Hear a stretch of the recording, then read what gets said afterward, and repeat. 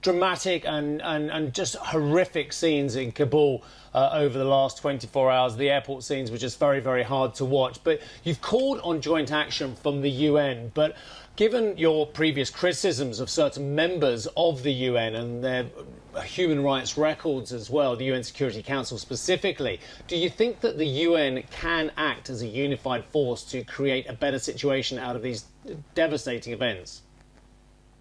I think that it can, but whether it will is largely up to those countries who want to find a solution to this. It's in nobody's interest to see Afghanistan become a haven for terrorists, for extremists. Once again, it's not in our interest here in the United Kingdom. It's certainly not in the United States' interest, but it's also not in the interests of regional partners like Pakistan, who've already made that view clear, like India, Iran. And so yesterday we did see global leaders coming together to try to set out a common approach and a way forward.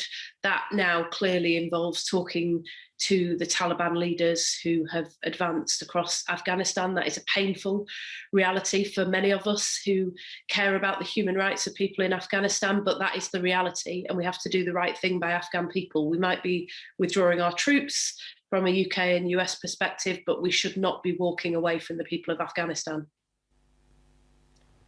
And you won't find many people disagree with that latter view. But Shadow Foreign Secretary, is it not the case that the era of influence on the kind of bodies that you would back as well, the UN, the G7, the UK, the EU, the United States, that era of influence appears to be on the wane, perhaps the door closing on that? And you mentioned some players there, China, which would have a vested interest in potentially mineral wealth out of Afghanistan. Pakistan, which has had a high degree of tolerance at an institutional level for the Taliban over many years. Many of these important regional players are just not looking to the West for its support in the continuing situation. Well, the UK has a long, deep relationship with Pakistan, with India.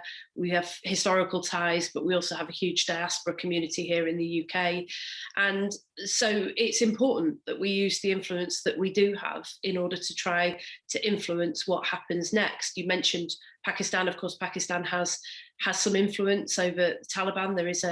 There are limits to that, given that the Taliban is not one discrete entity, but nevertheless, we've been urging the UK government here to use the influence that it does have in order to safeguard the progress that's been made for the Afghan people over the last 2 decades. Don't forget that British troops as well as American troops have sacrificed an enormous amount in order to fight for and win that progress, especially for women and girls. And we have a duty and an obligation to try. Of course, we recognise that there are global powers that have emerged that are enormously decisive in this. China recently hosted the Taliban and has been extremely influential in the region. That's why bodies like the United Nations matter, because they are the place where you can bring together natural allies, but also regional partners as well, in order to try and agree a common approach. Hi, I'm Joanna Bersecci, and thank you for watching. You can check out more of our videos by clicking on the boxes on the screen. And don't forget to subscribe to our channel for more from CNBC International. Thank you for watching.